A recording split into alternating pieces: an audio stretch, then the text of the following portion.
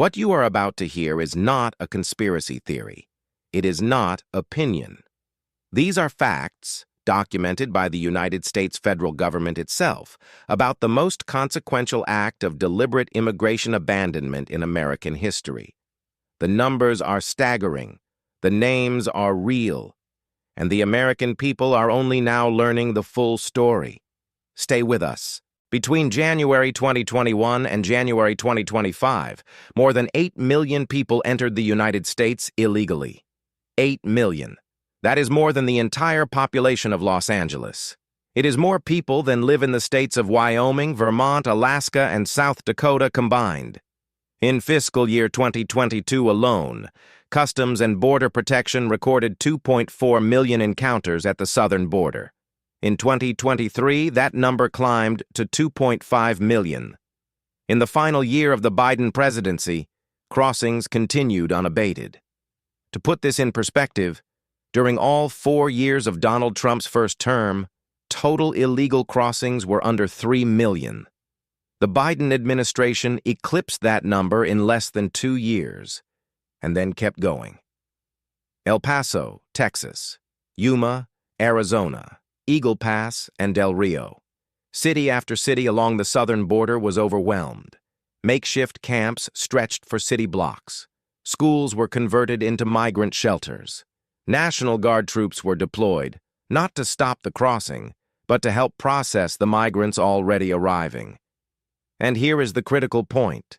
This was not an accident. This was not an oversight. This was policy.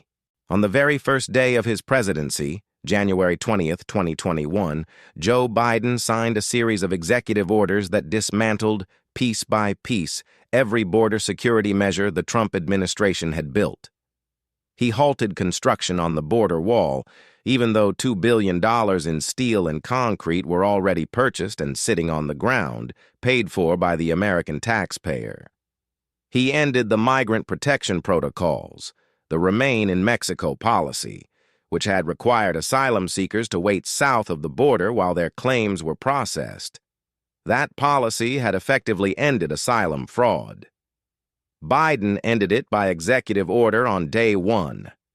He terminated safe third country agreements with Guatemala, Honduras, and El Salvador, agreements that required migrants passing through those nations to seek asylum there, not continue to the United States. And then he put Alejandro Mayorkas in charge of it all. Mayorkas, Biden's Secretary of Homeland Security, stood before the American public and told Border Patrol agents the border was not their job to manage as open or closed. He testified before Congress, under oath, that the border was secure. He said it 11 times between 2021 and 2023.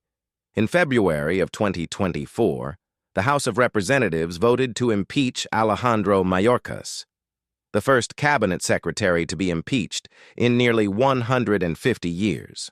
The charges: willful refusal to comply with federal immigration law and intentional breach of the public trust. The Senate, still controlled by Democrats, refused to hold a trial. Mayorkas served every remaining day of the Biden presidency. Here is a part of the border story the mainstream media rarely covers. The open border was an extraordinarily profitable enterprise, and not just for the cartels. During the Biden years, the federal government channeled billions of dollars to non-governmental organizations, NGOs, tasked with processing, transporting, housing, and resettling illegal migrants. Organizations like the International Rescue Committee, Catholic Charities of the United States, and dozens of smaller advocacy groups collected federal contracts worth hundreds of millions of dollars annually, and these organizations were actively lobbying, to keep the border open. More crossings meant more contracts meant more revenue. It was a financial pipeline, and the American taxpayer was funding every inch of it. At the same time, the Mexican drug cartels transformed themselves into the most profitable criminal enterprises in the Western Hemisphere. The Sinaloa cartel and the Gulf cartel effectively controlled which migrants crossed, where, and when. They charged between $5,000 and $15,000 per person. Multiply that by 8 million crossings. Analysts estimate the cartels earned over $80 billion during the Biden border crisis, money that bought weapons, bribed officials across two governments, and expanded cartel influence deep into American cities. The border was open, the cartels grew rich, and Washington did nothing. Behind every statistic are human beings, on both sides of the border. The fentanyl crisis, which claimed over 70,000 American lives every single year of the Biden administration, is directly tied to the broken border.